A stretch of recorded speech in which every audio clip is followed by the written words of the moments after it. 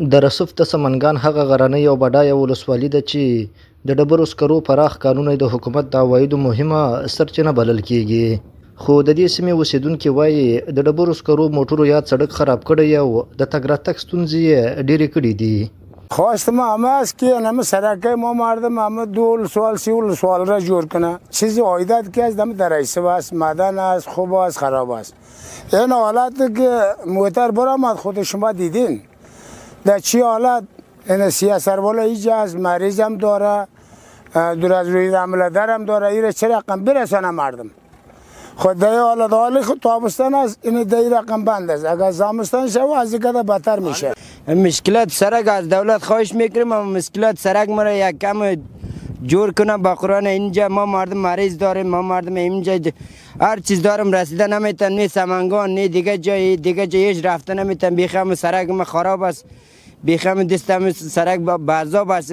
کرای ما 200 باشه این 500 میگیره. خلپای هم معلومات نیست، سرک هم خراب است. نو خودتونم دیدید. دوی زیاتوي چې د لارې خرابوالی په ژمي کې د ناروغانو لیږ رالېږ پر مهال جدي ستونزې جوړوي او له حکومتي چارواکو د جوړېدو غوښتنه کوي.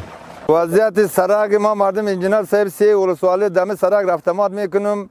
هنوز تابستان از زمستان هیچ دم اینجا رفتمات کردن نمیتونه. مریض دم اینجا است بیخ میمیره، شهر رسیده نمیتونه. دم رقم حالات هستیم.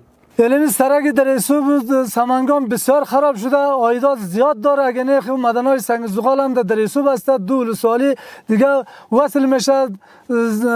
از سلطان هم در اینجا مرور میکنه. بسیار مردم مخلوق زیاد هستن.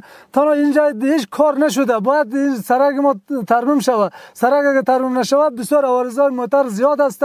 مردم اینجا غریبی هم نمیتونه، حتی مسافرایی که در این راه رفت آمد میکنه بسیار مشکل مواجه است. یک مریضی که میاد در این راه بسیار اکثرش در راه میموره. په ورته وخت کې د سمنګان ټولګټو چارو ریاست وایي چې د دې ستونزې د حل لپاره عملي هڅې روانې کړي دي. سرک ایبک در رسوف به طول 110 کیلومتر به شکل جدلی است. ریاست فایده عامه ولایت سمنگان در سال 1405 مطابق پلان خویش و پروژه حفظ مراقبتی خویش را ترتیب کرده و به مقام محترم وزارت جهت منظوری ارسال داشته است.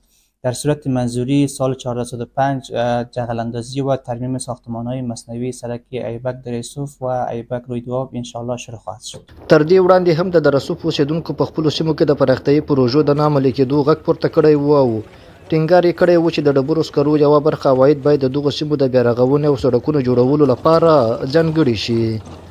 امان الله عادل، حریت راډیو، سمنګان.